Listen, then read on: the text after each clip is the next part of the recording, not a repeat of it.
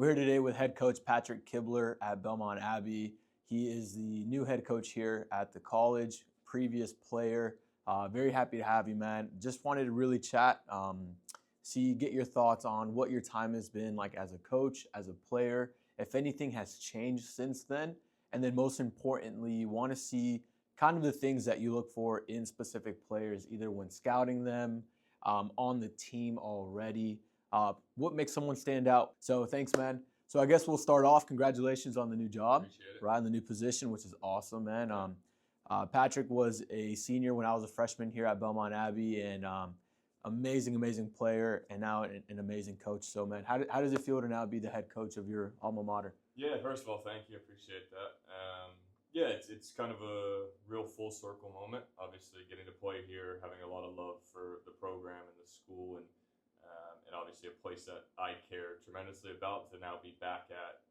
Firstly, as the assistant coach, and getting to kind of learn under who was my coach at the time, and seeing things from a different side of the lens, seeing what actually goes on day to day behind the scenes of a college coach, and then obviously getting promoted this summer. Had my first full season as a head coach in the fall. It's been great. Like I said, it's a lot more when you care about the place you're coaching, and it's something that means a lot to me, and a place that gave me probably the 3 best years of my life. So I think to now be in charge of that, and hopefully give more players the best 3 to 4 years of their life, it means a lot to me, and it's been nothing but blessings and blessings since I've taken over. So I love to hear that. I look back, and during it, there's obviously some sour times. Sometimes players might not get the time they want. But when you really look back, it's like you miss it. You end up missing the boys, the atmosphere. There's just nothing like, competing with your boys. And so yeah, I definitely miss it myself. I had the best 4 years of my career here. But so let's dive in, man. What has maybe changed your perspective on at least the collegiate level from, being a player as to now a coach? I'm sure you have to see things a little bit differently. yeah. But is there anything that you would say stands out the most? I think first and foremost would just be the level. I think, obviously when you're in it, you think it's the highest level. But if I look at kind of the level of college soccer, especially Division II, the same school, same conference, same schools that I played against, the level's tremendously higher. I say it to everyone. I think, if you took my team my senior year, which won 9 games, and put them up against our team right now, I don't know if we probably sneak out with a win. Maybe 1 out of 10 games, and we're pretty middle of the pack right now. So I think the level of football in general, of college soccer in America, has just grown tremendously from, whether it's international influence, transfer portals, older players, whatever it may be. I think the level has grown tremendously, and that was probably the first thing I noticed as a coach. And then obviously second is you start to see all the things that you don't like about players. I think obviously, like I said, when you're a player, you don't realize some of the things that you do that may annoy coaches. It's just, you don't think they're that big of deals, or maybe it's the details of a game, the details of a session, the details of recruiting, which when you're a player, when you're in the moment, you don't think about these things. But now as a coach, you're watching every little detail about a player, especially when they're on a visit, when they're already here, their reactions to, something I say to them at training session, a call from a referee. It's all these little things that when you're a player, you think they don't mean anything. And then now on the other side of things, when you're that coach, you realize how important these little things are. And I think that's probably for me the one biggest takeaway of now being a coach compared to a player. Because I said, obviously, when you're in the moment, you're not thinking about these things, but now being on the outside of the perspective, seeing the whole pitch, seeing the whole game from a bigger scale, you see how much all these little things add up, and you start to realize why I think coaches in your career said or did things certain ways, or tried to get you to do things certain ways that maybe didn't make sense when you were in high school, college, whatever it may be. Interesting. That makes a lot of sense too. You definitely have to look at it from a different lens. And on that topic, you mentioned there's certain things that might, quote unquote, either rub a coach the wrong way, or maybe just what I guess the better question would be, what kind of qualities do you see in a player that you absolutely love as a coach? And then maybe what are some that are like, maybe not that you dislike, but some things that are just kind of like, I got to keep an eye on this player. Yeah, yeah. I think the biggest thing is coachability. Players that are able to listen and then apply. I think you can't teach that. It's a skill that I think a lot of players, and I hate using this phrase, but this generation, because I don't feel that much older than these guys, but I think in this generation, it's a lot about me, me, me. It's the social media era. It's all these things where I gotta have the best looking clothes, the best looking cleats, hair, and everything's got to be about me. So I think finding those guys that put the team over themselves, and then also the fact that they have enough respect for a coach to not only listen to what the coach is saying, but then apply, and actively listen. It's one thing to just say, yeah, got a coach, but then not actually do it. So I think for me, coachability is the single biggest football trait I look for. And then obviously, secondly, would be just the grit, the determination to, I hate losing as a player or as a coach. So my view is to do everything I can within the laws of the game to not lose. Doesn't matter if I play well, but as long as my team wins, that's what I care about. So that's what I look for in guys is players that don't want to lose, players that are upset after losing, players that are going to do everything they can to not lose, basically. And that comes from running off the ball, putting in the work when your teammate makes the mistake, not complaining to your teammates when things aren't going well, or not complaining to the referees, your coaches, whatever it may be. Not looking to point fingers, guys that take accountability and will change the game. And then obviously, there's probably 1,000 technical things that you look for, but I think the single biggest is the speed of play. It's the biggest jump from high school, high-level club, whatever it may be, USL Academy, MLS Next, whatever it may be. There's always a jump to college soccer, and that jump is obviously athleticism, but even more so speed of play. How fast you're able to get the ball, get it off your foot. Everyone at this level is good. There's not really any guys that you look at like, how did you make it here? Everyone's a good player. Everyone was their best player on their team, their high school, whatever. So it's the guys that are able to do what everyone else can do, but faster. And I think that's what we look for, is especially from high school guys, ECNL guys, MLS Next, is the guys that are already playing at that speed, even though maybe the game around them isn't up to that speed yet.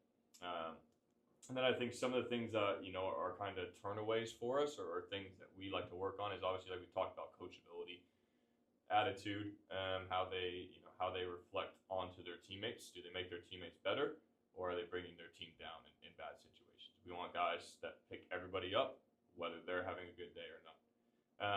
And then also, I think probably a big one for us would have to be how they interact off the pitch. Because obviously, in a day, in a 24-hour day, we're on the pitch for 2 hours. There's 22 other hours in the day, and if they're not good people, we don't want to recruit them. If we bring them on a visit and we take them to lunch and they're just on their phone the whole time, or they're not really reaching out to the other players that are here, our current players, and trying to get to know them or get to know myself and the other coaches, it's not really what we're looking for. We recruit people over players, for sure. We obviously want the best players, but I think we have a very specific culture at Belmont Abbey, and what we look to bring in is definitely better people than players, and hopefully to make those people better players instead of the other way around. And so I think for us, that's probably the two biggest ones, just coachability, and then level of respect and maturity that they show in interaction between our teammates. I love that. And it just goes to show, like, it's beyond the game. It's more than just a game. That was the one thing that I noticed, especially here at the Abbey when I was here. We have core values around the locker room, and at first it was just like, man, like, why do we have to do this? But when you look back, it's like, dang, coach was right. Yeah. He was right. He was on to something. So Yeah. I do really enjoy that about Belmont Abbey, and I'm sure lots of places have their own culture.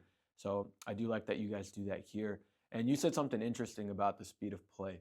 I think, at least personally, that's what I struggled with when I came here. I always thought I was pretty decent on the ball, but I just couldn't adapt. Yeah. By the time I took my touch, somebody was on me and I would lose the ball. And that's what I see a lot of young athletes struggle with today, right? For example, some of my athletes are either getting moved up to the regional team. Maybe they just got moved up to like MLS Next 2 or something, and they're struggling because the game is just faster and faster. And one of the things that people don't realize, when they go to college, you're now playing against grown men. Yeah. Like you mentioned, they're faster, they're Yeah. stronger.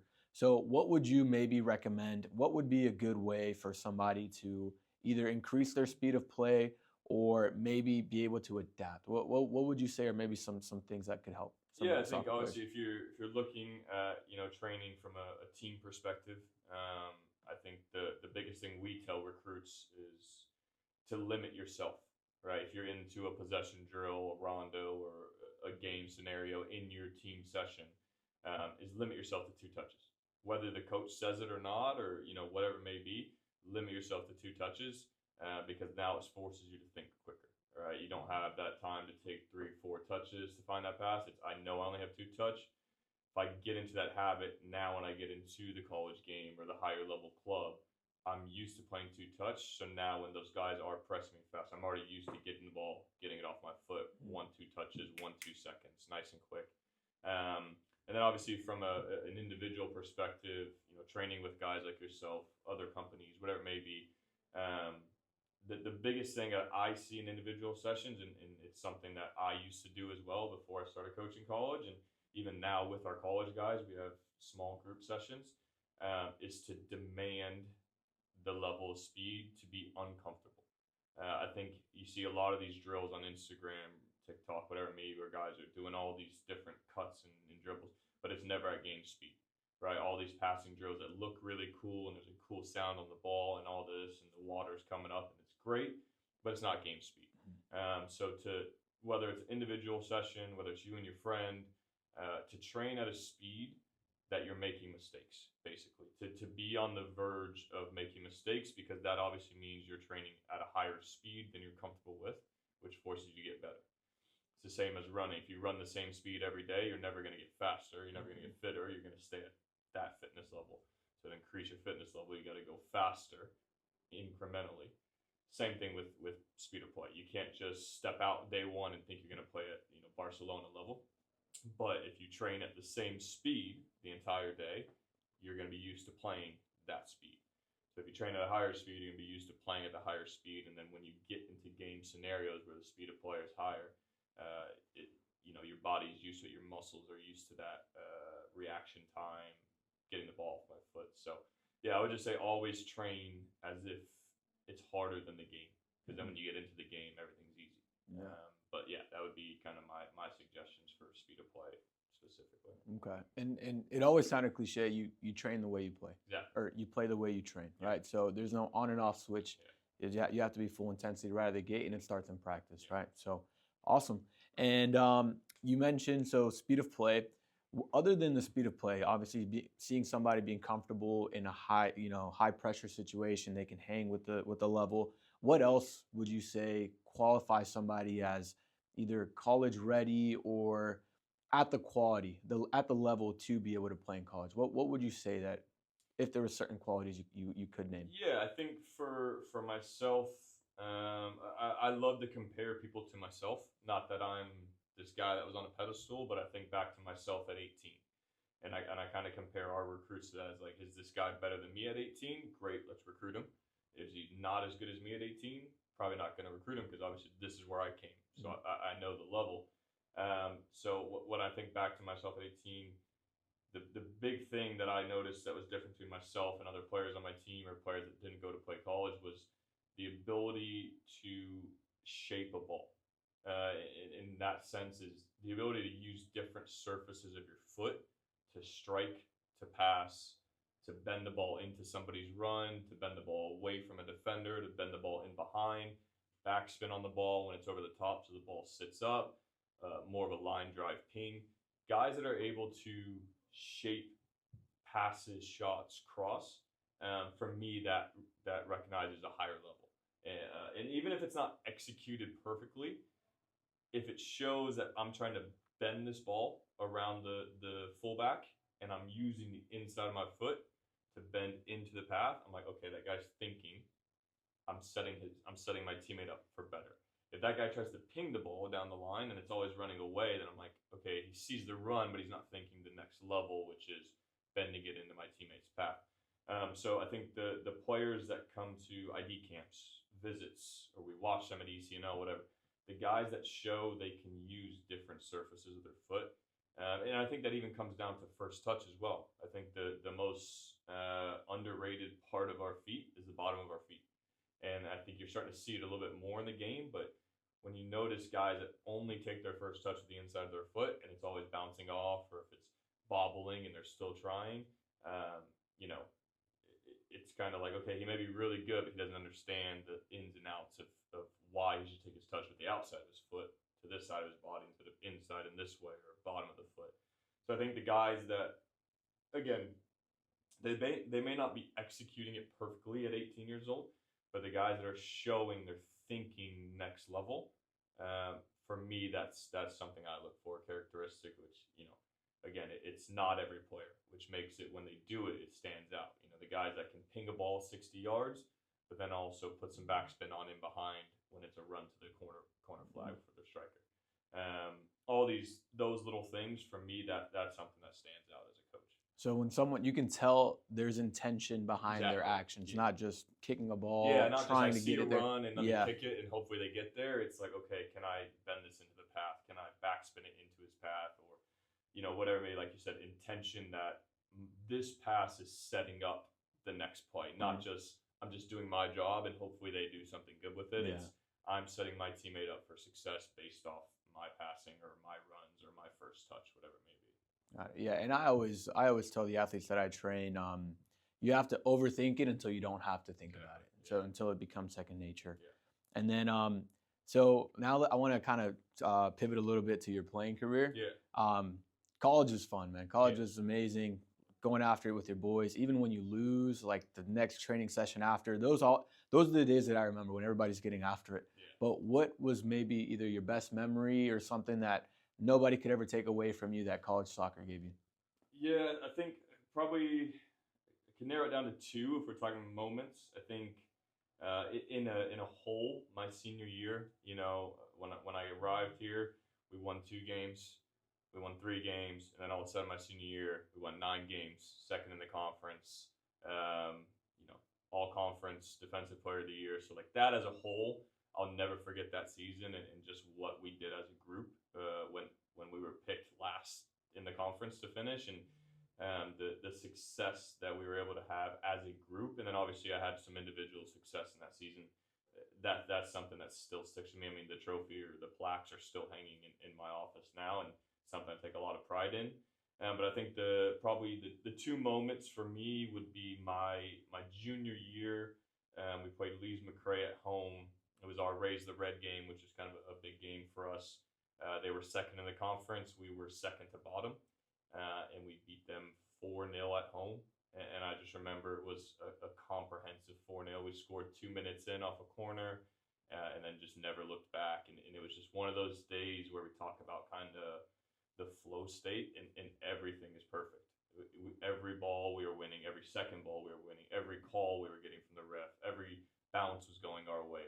We scored 4 goals, and I don't think we scored more than a goal that entire season during one game. So just one of those days you just never forget, because every player had a 10 out of 10 game, and it was just something. You only get those moments maybe once or twice in your life, and it was amazing. And then I think the second moment is probably my senior year. Traveled to Newbury, which I actually started my career at Newbury for 1 year and then transferred to Belmont Abbey. But a school that I care about, but obviously didn't enjoy my time that much. And then scored a free kick about 30 yards out on them. I remember. And, yeah. It's funny because I worked the spring that I was at Newbury, and I was thinking about transferring. I had worked on that free kick, on that exact field, on that exact goal for hours on hours on hours throughout the spring. And so then to score that goal on the goal that I had worked so hard on, against my old team, and to kind of cement the game for us. Obviously, I think if you've ever watched the video about the celebrations, I'm not used to it, but it was just something. It was just a outpouring of just pure joy. And so that one probably for me is like the one moment that is just, I'll never forget it. I can still kind of smell how it was on the day, how hot it was, and feel the celebration and all that. So those for me are probably the 2 that are always gonna stand out. Yeah, I can attest. I was there on that day. That was a really good free kick. I remember.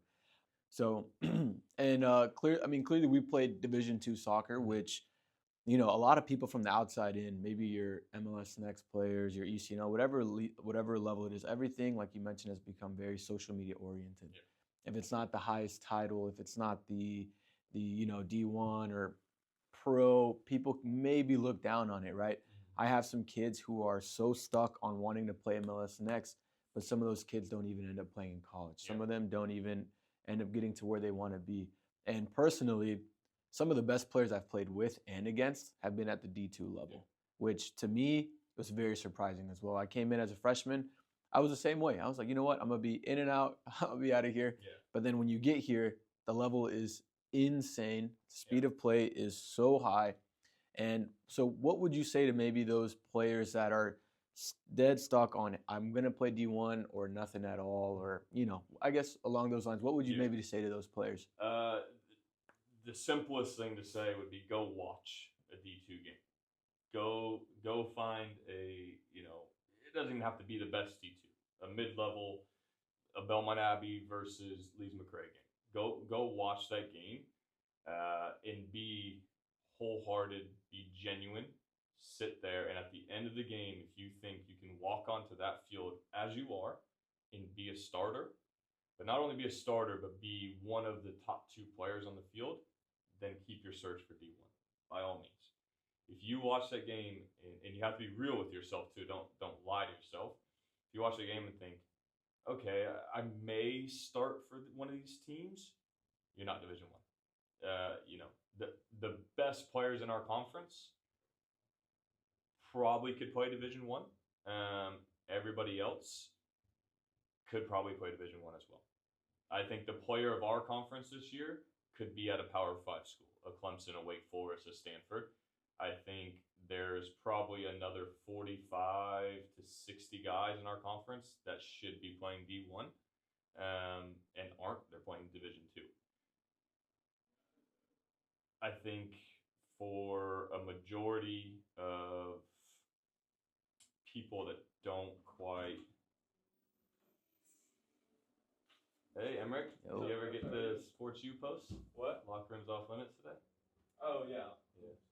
Yeah, I'll try to start over Yeah. for you. All good. Part of being a Yeah. coach, right? Yeah.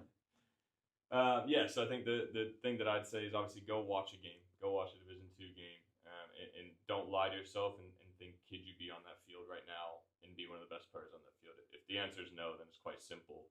It could be even a D3 level for you. I think the thing to understand is Division One, Division Two, Division Three, NAIA, JUCO, whatever it may be. It's only about 5% of the football world. Mhm. So if you're one of those people in the 5%, I mean, that's already an accomplishment that is you should be proud of.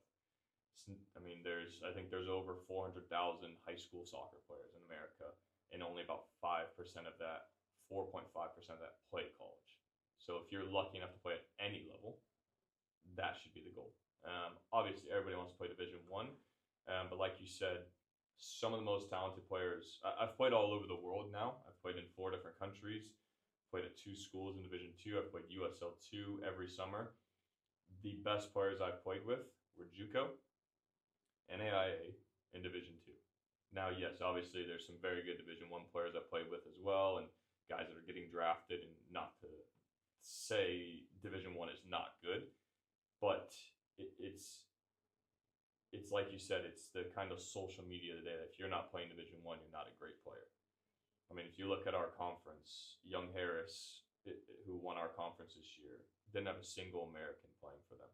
And all these players that they're bringing in are academy players from England, academy players from Germany, Spain, Portugal. So you're competing against that, right? The guys at the Division One level are guys that probably played for Real Madrid up until the age they were 18 and then got released. Guys that are playing for Charlotte FC as a 16-year-old got released or chose to go to college instead.